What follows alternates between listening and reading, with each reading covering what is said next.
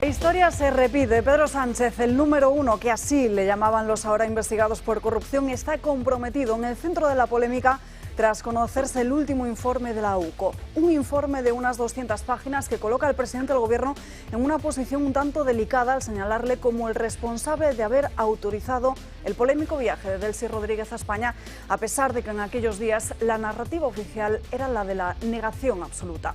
Hoy el relato es otro. El giro de guión de Moncloa pasa a ser una suerte de victimización, asegurando que Sánchez fue víctima de un engaño. Hablamos de un caso de corrupción con muchas ramificaciones. Por un lado está José Luis Ábalos, el entonces ministro de Transportes y mano derecha de Sánchez en esos momentos, que no solo estaba al tanto de lo que sucedía, sino que incluso participaría de forma activa en esos hechos. Y no solo en la cuestión de las mascarillas, sino también en otras tramas mucho más complejas como las que involucran a Venezuela o la operación de rescate de Europa. Vayamos por partes y desglosemos los hechos. Ábalos, en su momento, le envía a Koldo un mensaje para mostrarle parte de una conversación con Sánchez, un pantallazo. En ese intercambio de mensajes, Ábalos informa a Sánchez de la llegada de la número 2 de Maduro en un vuelo privado y de manera discreta a España. Sánchez, con una simple palabra, la de bien, da luz verde. Así de fácil y así de sencillo.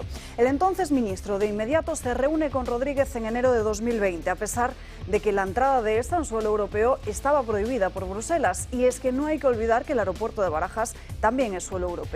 El escándalo estalla y Ábalos comienza a ofrecer múltiples versiones contradictorias sobre lo ocurrido en Madrid.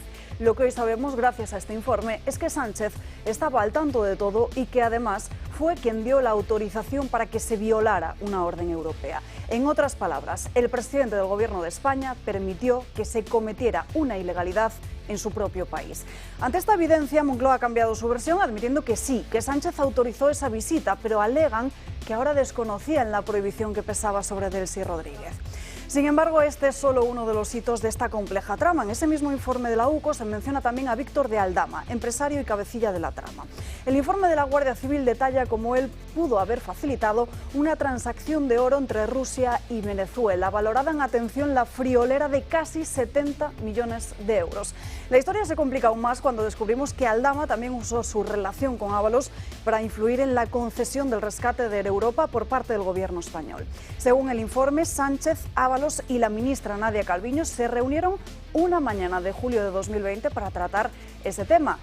Ya por la tarde, ese mismo día, horas después, Aldama se reunió con el presidente de Globalia, Javier Hidalgo, y el mismo Aldama envió un mensaje diciendo que ya había hablado con el uno y que ese uno había dado su visto bueno.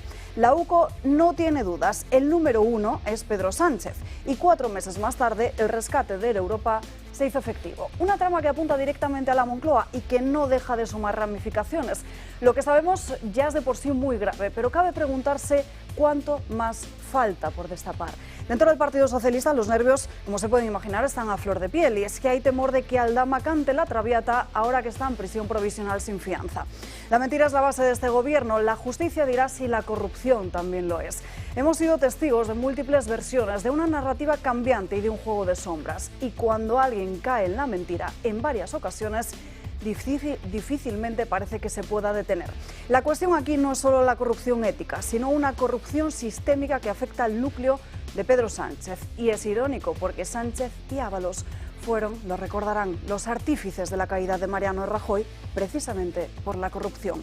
Quizás lo que han olvidado es que al final del día los números no siempre juegan a favor, porque el número uno, Pedro Sánchez, parece estar en el podio de los escándalos, aunque no por su liderazgo, como desearía. Su narcisismo y ser el mago del relato le ha llevado a convertir la mentira en su mejor estrategia. Ser el número uno, sin embargo, no es señal de grandeza, sino ser simplemente el primero en la lista de quienes más tienen que esconder.